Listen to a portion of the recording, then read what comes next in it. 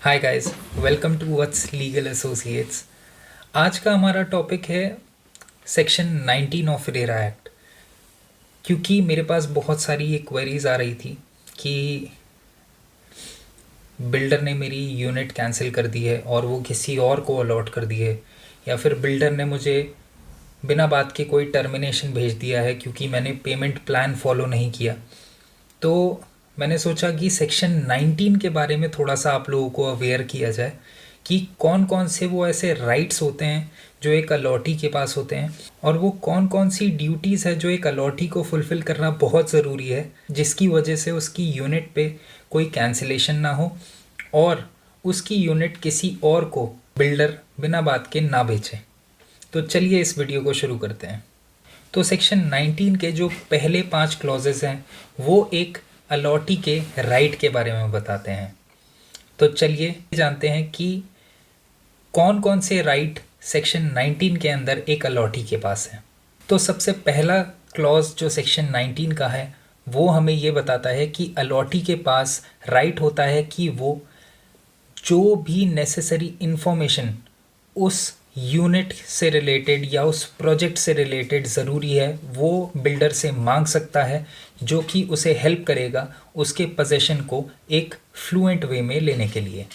Section 19 का sub clause 2 हमें ये बताता है कि अलॉटी के पास पूरा राइट होता है कि वो ये जान सके कि वो प्रोजेक्ट किस हिसाब से बन रहा है, क्या टाइम पीरियड वो फॉलो कर रहा है बिल्डर प्रोजेक्ट बनाने के लिए, और उसमें किस किस हिसाब से क्या क्या सप्लाई हो रही है। जैसे कि उसका वाटर कनेक्शन किस हिसाब से हो रहा है, वाटर प्लान किस हिसाब से चल रहा है, इलेक्ट्रिसिटी सप्लाई किस हिसाब से हो रही है, और बहुत सारी चीज़ें जो कि उस प्रोजेक्ट से रिलेटेड एक अलॉटी को जानना ज़रूरी होता है। अब सेक्शन 19 का सब क्लॉज 3 हमें ये बताता है कि अलॉटी अपने यूनिट का पोजेशन लेने का हकदार तो होता ही है, उसके साथ साथ अलॉटीज़ के पास ये राइट होता है कि वो अपने प्रोजेक्ट के अंदर एओए या आरडब्ल्यूए बना के प्रोजेक्ट के कॉमन एरियाज़ का हैंडओवर भी ले सकती है। अब सेक्शन 19 सब क्लॉज 4 हमें ये बताता है कि मान लीजिए कोई प्रोजेक्ट रेवोक हो गया हो, या उस प्रोजेक्ट ने रजिस्टर्ड प्रमोटर कैटेगरी का राइट खो दिया हो, या फिर वो प्रोजेक्ट सस्पेंड हो गया हो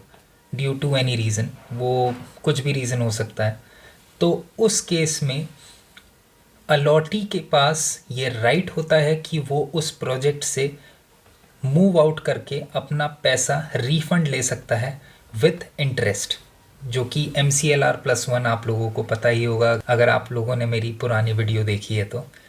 अब सेक्शन 19 सब क्लॉज 5 हमें ये बताता है कि कोई भी अलॉटी जो फिजिकल पोजेशन अपना ले लेता है वो हकदार होता है कुछ नेसेसरी डॉक्यूमेंट्स पाने के लिए, जो कि उस प्रोजेक्ट और उसकी यूनिट से रिलेटेड बहुत इम्पॉर्टेंट है। जैसे उसकी रजिस्ट्री, OCCC उस प्रोजेक्ट का, 4 NOC उस प्रोजेक्ट से related, layout plans, floor plan, और भी बहुत सारी चीज़ें जो उस प्रोजेक्ट से रिलेटेड और उस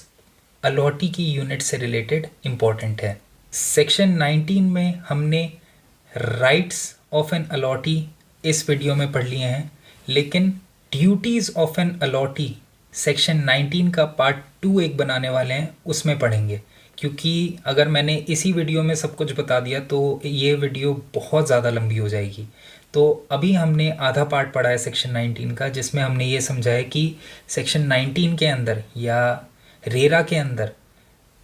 एक अलॉटी के राइट्स कौन कौन से होते हैं। और इसी का पार्ट 2 मैं एक बना दूंगा जिसमें हम ये पढ़ेंगे कि कौन कौन सी वो ऐसी ड्यूटीज़ होती हैं जिसको हम फॉलो नहीं करते हैं तो हमारी यूनिट कैंसिल होने की भी नौबत आ सकती है। तो उस पार्ट 2 इसका ज़रूर देखिएगा, क्योंकि उसमें हमें ये बता रखा है कि कौन कौन से ऐसी ड्यूटीज़ हैं जो एक अलॉटी को या एक बायर को फुलफ़िल करनी बहुत ज़रूरी हैं, जिसकी वजह से वो इनवैलिड कैंसिलेशन से बच सके। So stay tuned and thank you for watching.